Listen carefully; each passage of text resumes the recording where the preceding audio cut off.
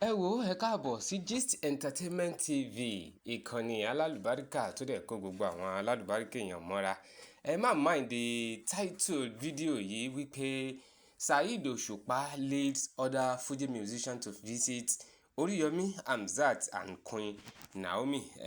Wọ́n tún máa fi àsìkò yìí kí gbogbo wa pátápátá a kú pọ̀pọ̀ ṣìnṣìn ọdún, a kú ọdún ayabo fẹ́nìkọ̀ọ̀kan wa lágbára lọ́wọ́ Ọlọ́run. Ẹ wo tó bá jẹ́ ìgbà àkọ́kọ́ rèé tẹ̀ ń bọ́ sórí ìkànnì yìí, ẹ máa bá mi click lórí subscribe button kẹ́ ẹ dẹ̀ like kẹ́ ẹ share. Lẹ́yìn kẹ́ ẹ wá sọ ohun tó ń jẹ́ opinion titi yín lórí ọ̀rọ̀ Alhaji Oríyọmí Hamzat àti olórí Queen Naomi bó ti jẹ́ pé wọ́n ń jẹ pọ̀nmọ́pọ́nmọ́ ìyà nínú Agodi prison tí wọ́n wà yìí. Ọlọ́run má jẹ́ kí oore wa kó di ibi mọ́ wa lọ́wọ́ ni.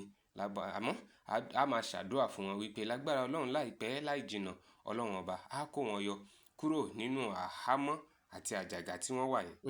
Níbi ọjọ́ méjìló kan a rí wípé àwọn tí wọ́n jẹ́ theatre act practitioners, ìyẹn àwọn tí wọ́n máa ń ṣe eré àgbéléwò, eré orí ayélujára àti torí àgbàgbé tá a mọ̀ sí àwọn Nollywood ni wọ́n kóra wọn jọ tí wọ́n lọ ṣe àbẹ̀wò ẹ̀ńlẹ́ńbẹ̀hún sí Alhaji Oríyọmí Hamzat àti Queen Naomi nínú àhámọ́ tí wọ́n wà láti fi ẹ̀mí ìjọmọnìyàn ṣe wípé a wà pẹ̀lú yín, tí wọ́n dẹ̀ jẹ́ kí wọ́n mọ̀ wípé wíwá tá a wá bẹ̀yìn wò yìí àfi ń dá yín lójú wípé láìpẹ́ láì jìnnà lẹ́ẹ̀ jáde kúrò nínú àhámọ́ tẹ́ wà yìí, nítorí wípé olóore kan kò ní kú sípò kà láéláé. Wọ́n jẹ́ kí wọ́n mọ̀ wípé olóore ni wọn ò sì ní kú sínú ipò kà tí wọ́n wà yẹn. Ìyẹn náà tún wá ń fún àwọn Alhaji Oríyọmí Hamzat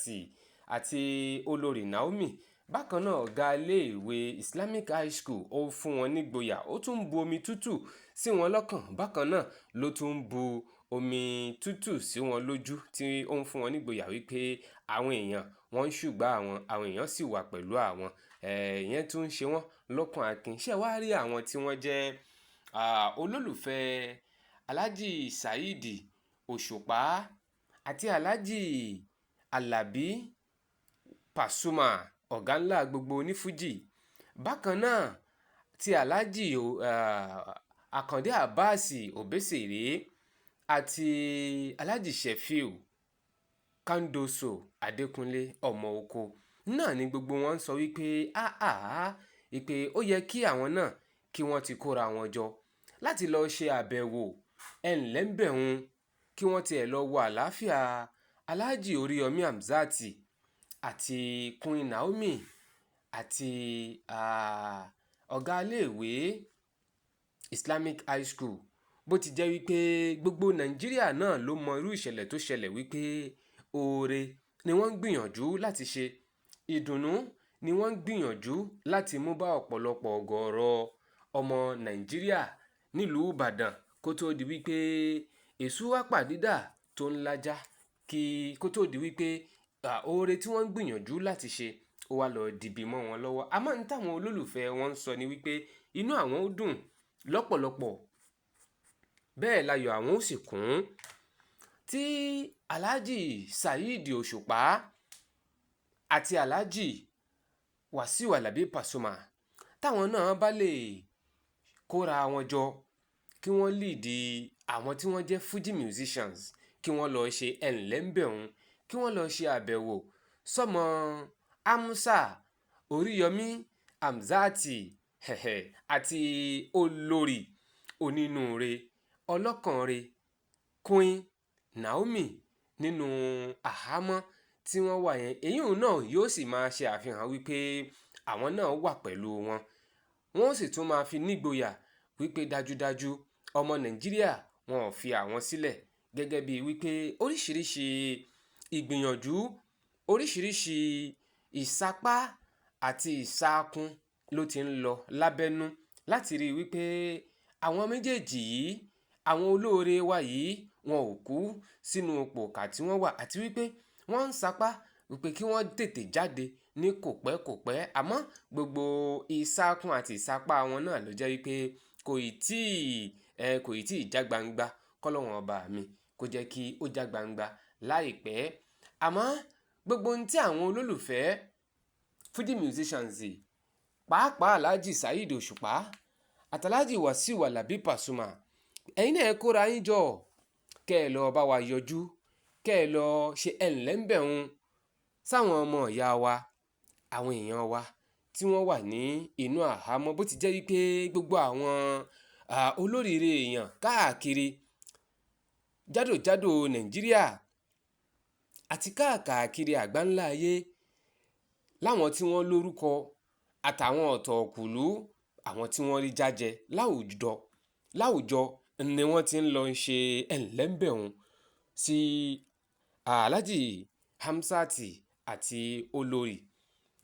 Yóò sì dáa, yóò dùn, yóò dáa lọ́pọ̀lọpọ̀. Inú àwọn olólùfẹ́ Fuji musician náà ó dùn.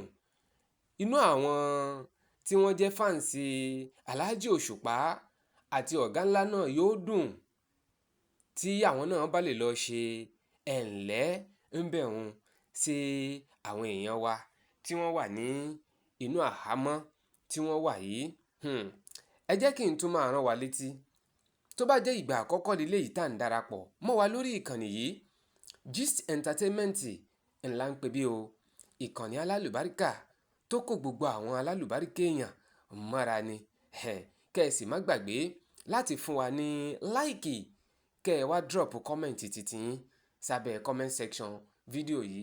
Pàápàá lásìkò tí a wà yìí, àdúà la nídìí fáwọn èèyàn wa Alhaji Hamzat, olórí Naomi àti ọ̀gá iléèwé Islamic High School tí wọ́n ń bẹ láhàámọ́. Àdúà ló kù tá a máa ṣe fún wọn, kọ́lọ́run ọba kó yọ wọ́n ní kòpẹ́kòpẹ́ kí wọ́n sì lọlé láyọ̀ àtàlàáfíà.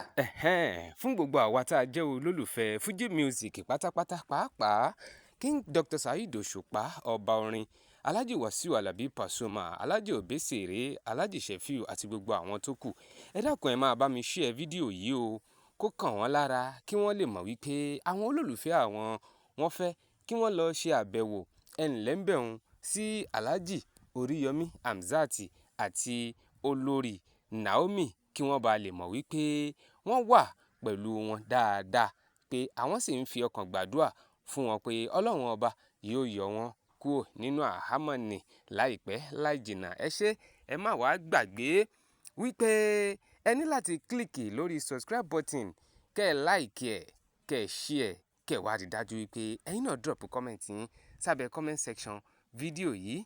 Ẹ ṣé bẹ́ẹ̀ ti wà pẹ̀lú wa, ẹ̀ sì ní rèhùn gbé sọnù bí ò ṣe bí ọmọ lágbára lọ́wọ́ Ọlọ́run ọba mi Allahu Rabi. Ẹ ṣé o.